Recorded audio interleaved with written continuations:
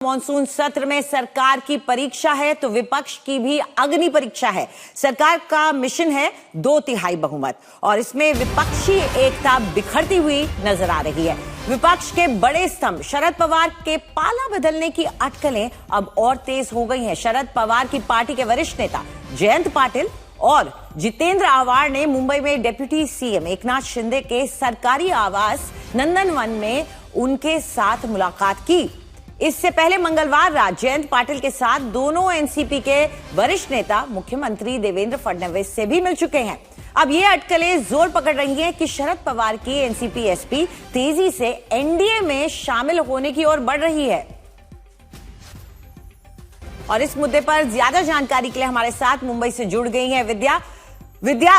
NDA alliance के लिए ये बहुत बड़ी मुश्किल और सिरदर्द है। ये मुलाकातें आखिर क्यों हो रही है? और सिर्फ एनसीपी एसपी नहीं, दूसरी एनसीपी की भी बड़ी मुलाकातें हो रही हैं और वहां उनकी अध्यक्ष कहती हैं कि उन्हें पता ही नहीं है इसके बारे में।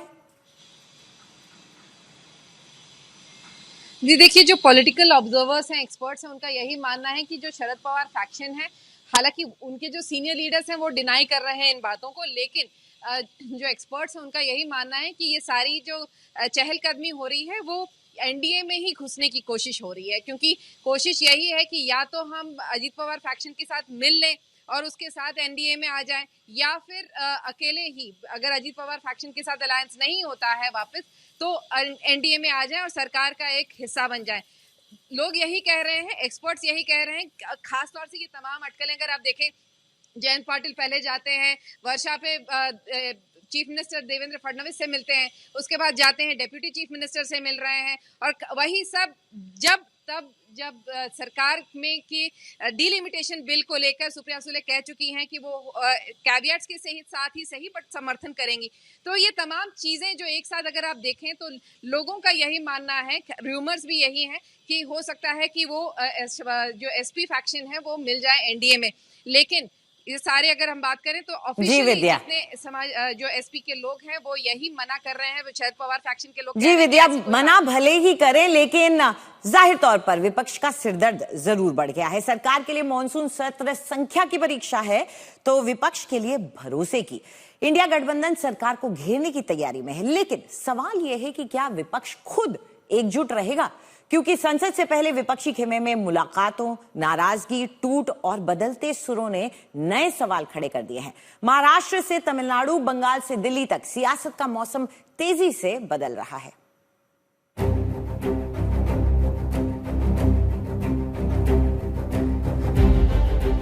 सबसे ज्यादा हलचल महाराष्ट्र में है, जहां शरद पवार खेमे के दो सबसे बड़े चेहरे जयंत पाटिल और जितेंद्र आव्हाड उप मुख्यमंत्री एकनाथ शिंदे से मिले। इससे पहले जयंत पाटिल मुख्यमंत्री देवेंद्र फडणवीस से मुलाकात कर चुके हैं। लगातार इन बैठकों ने एनसीपी शरद पवार के भविष्य पर सवाल खड़े कर दिए।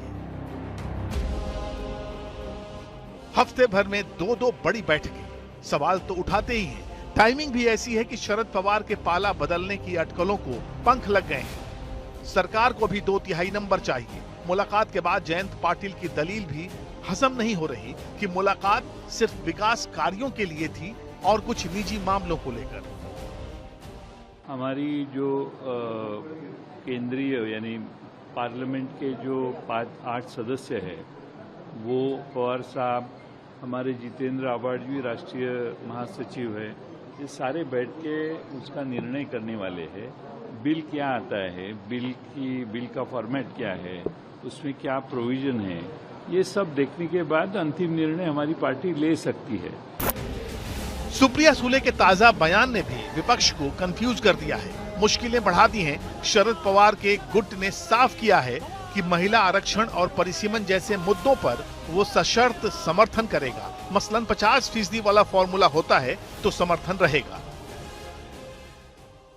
We will consider, provided, consider, इंग्रजी में रिपीट करती है, consider supporting if the 50% cap is to be discussed and the bill how will it be implemented is still a question. Congress को भी सब दिख रहा है, लेकिन जुबान पर यही है कि विपक्ष एकजुट है।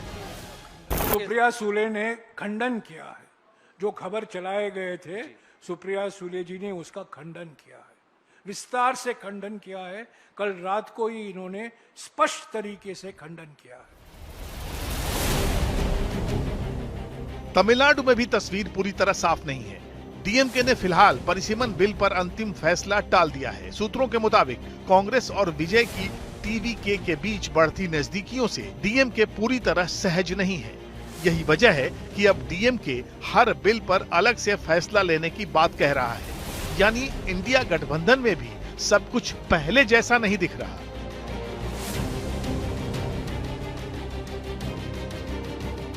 बंगाल में भी विपक्ष की मुश्किलें कम नहीं हैं। विधानसभा चुनाव हारने के बाद तृणमूल कांग्रेस में टूट की खबरें, राज्यसभा से 4 सांसदों के इस्तीफे और लोकसभा में भी कई सांसदों के अलग रुख की चर्चाओं ने ममता बनर्जी की ताकत पर सवाल खड़े कर दिए हैं। यानी जिस विपक्षी एकजुटता के दम पर सरकार को अप्रैल में रोका गया था, वो अब पहले जैसी नहीं दिख रही। कांग्रेस दावा कर रही है कि राहुल गांधी और मल्लिकार्जुन खड़गे डीएमके, समाजवादी पार्टी, आम आदमी पार्टी समेत सभी सहयोगियों के संपर्क में है। 20 जुलाई को इंडिया गठबंधन की बैठक होगी, जहां साझा रणनीति तय होगी। लेकिन असली परीक्षा संसद के फ्लोर पर होगी, क्योंकि संविधान संशोधन में हर वोट की कीमत बहुत बड़ी है। और अगर विपक्ष के कुछ साथी भी अलग हुए तो सरकार का मिशन 2/3 आसान हो सकता है। संविधान संशोधन के लिए दोनों सदनों में 2/3 बहुमत की जरूरत होती है। वो राज्यसभा में लाएं, वो 2/3 बहुमत मिले, उससे कुछ लेना देना नहीं है, क्योंकि लोकसभा में भी 2/3 बहुमत मिलना जरूरी है। और अभी मैं विश्वास के साथ कह सकता हूं कि 2/3 बहुमत लोकसभा में काफी दूर है, और मुझे नहीं दिखता कि उनको 2/3। बीजेपी का दावा है कि विपक्ष के भीतर भरोसा खत्म हो चुका है और सहयोगी दल खुद अपना रास्ता चुन रहे हैं, जबकि कांग्रेस का आरोप है कि सरकार विपक्षी दलों में सेंध लगाकर 2/3 बहुमत का रास्ता बना रही है। यानी संसद शुरू होने से पहले सबसे बड़ा सवाल यही है कि क्या इंडिया गठबंधन बना रहेगा या हर दल अपना अपना रास्ता चुन लेगा।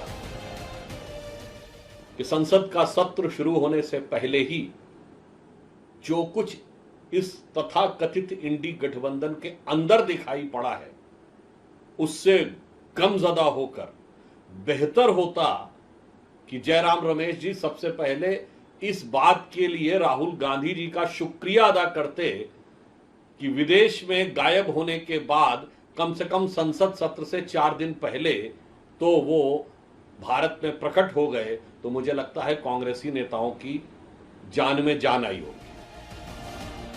20 जुलाई से संसद का मॉनसून सत्र शुरू होगा, लेकिन उससे पहले विपक्ष की सबसे बड़ी चुनौती सरकार नहीं, अपनों को साथ रखना है। महाराष्ट्र में मुलाकातें, तमिलनाडु पर संशय, बंगाल में टूट और बदलते राजनीतिक संकेत ये बता रहे हैं कि इस बार संसद में सिर्फ सरकार का नंबर गेम नहीं, बल्कि विपक्ष की एकता की भी अग्नि परीक्षा होने वाली है। राहुल गौतम, ऐश्वर्या पालीवाल के साथ हिमांशु मिश्रा, दिल्ली आज तक। और मुंबई से एक बार फिर से हमारे साथ जुड़ गई हमारी सहयोगी विद्या। जितना जरूरी एक एक नंबर, एक एक सांसद सरकार के लिए है अपने संविधान संशोधनों को आगे बढ़ाने के लिए, उतना ही जरूरी विपक्ष के लिए भी है रोकने के लिए। ऐसे में आप बताएं कि किस तरीके से विपक्ष की इंडिया गठबंधन की मुश्किल बढ़ सकती है, जो हम नई डेवलपमेंट्स देख रहे हैं महाराष्ट्र में। जी बिल्कुल, अगर आप देखें हर चुनाव के पहले इंडिया गठबंधन में आपस में ही फूट नजर आती है। खासतौर से अगर आप देखें जो स्टेट में जो इलेक्शंस होते हैं, असेंबली इलेक्शंस चाहे वेस्ट बंगाल का हो या फिर महाराष्ट्र का, या फिर अलग अलग जो इलेक्शंस हमने बीएमसी का जो इलेक्शन था उसमें भी देखा था कि इंडिया गठबंधन एक साथ खड़ा नहीं दिखा था। जी, यही चीजें हैं जो रिफ्लेक्ट करती हैं अब जब डिलिमिटेशन का जो आ रहा है कि जिस तरह से शरद पवार फैक्शन और जिस तरह से सुप्रिया सुले ने प्रेस कॉन्फ्रेंस रख के ये बता दिया कि अगर 50% की जो बात है, अगर बढ़ोतरी होगी उसके साथ हम डिलिमिटेशन पर सरकार का समर्थन करेंगे, ये अपने आप में खुल के अगर जब वो ऐलान कर रही है तो अपने आप में इंडिया गठबंधन के लिए एक बहुत बड़ा हेडेक है। बिल्कुल। शुक्रिया विद्या इस पूरी जानकारी के लिए।